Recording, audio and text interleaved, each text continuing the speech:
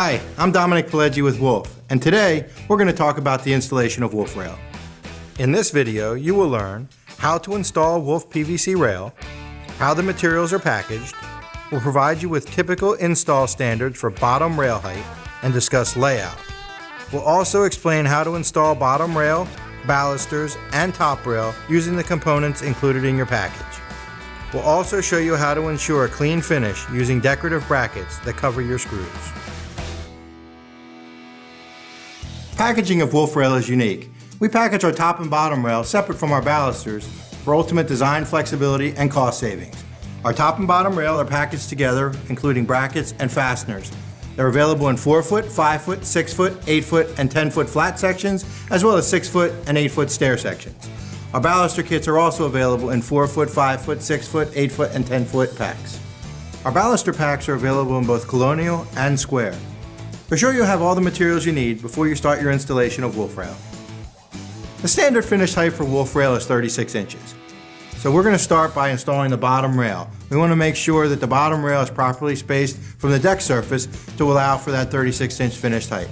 We're going to do that in this case by using a standard 2x4, which is going to give us a 3.5-inch space at the bottom.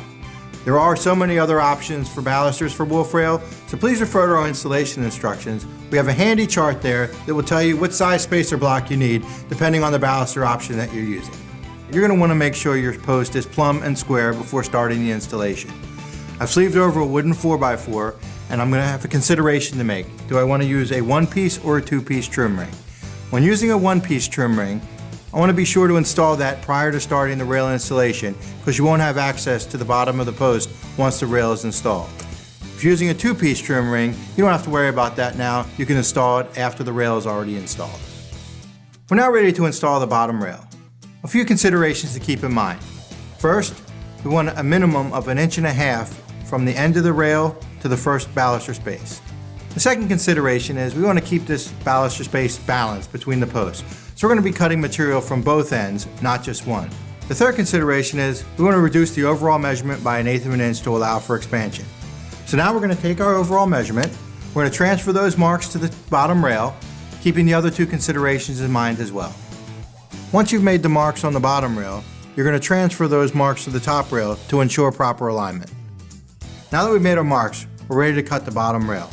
We're going to do this by cutting material off of both ends using either a circular saw or a compound miter saw.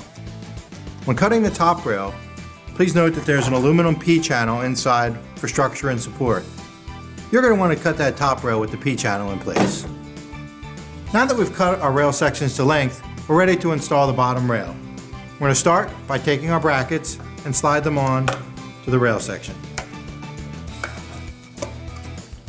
Once the brackets are installed, we're going to set the bottom rail onto our spacer blocks and center the brackets onto the post. While pre-drilling is recommended, it's not required. We're now going to affix the bracket using the screws that are provided, picking any 4 holes in the bracket. And if you're installing rail sections 6 feet or longer, you're going to want to install the crush block that's provided into the routed hole in the bottom of the rail. Now you can go ahead and remove the spacer blocks and insert each one of the balusters. We're now ready to install the top rail. We're going to start by placing the mounting brackets on each end of the rail section.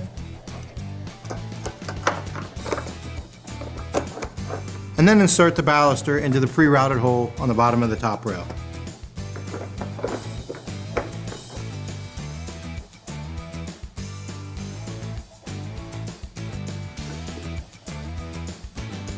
We're now ready to attach the brackets to the posts.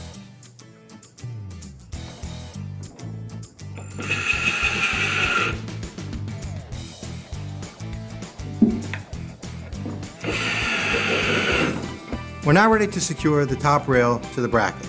We're going to do that in one of 3 spots on the top bracket that we're going to catch the aluminum P-channel. There is aluminum inside there, so we're going to want to pre-drill and hitting 2 of those 3 spots.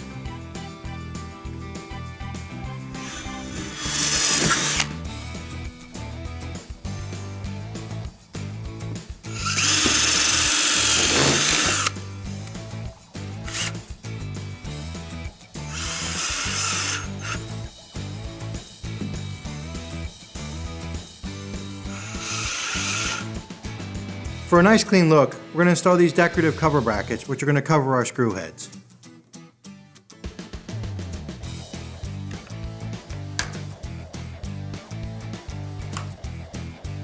A couple of finishing touches for the wolf rail are the bottom bracket decorative cover,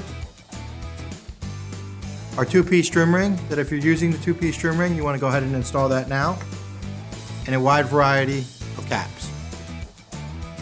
One of the key benefits to the wolf rail line is the amazing compatibility with the Decorators branded products.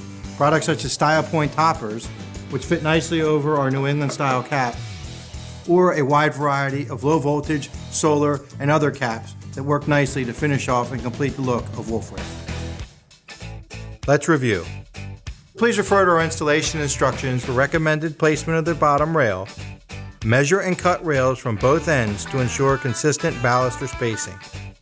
Allow at least 1.5 inches between the baluster and the end of rail, and leave 1/8 inch for expansion.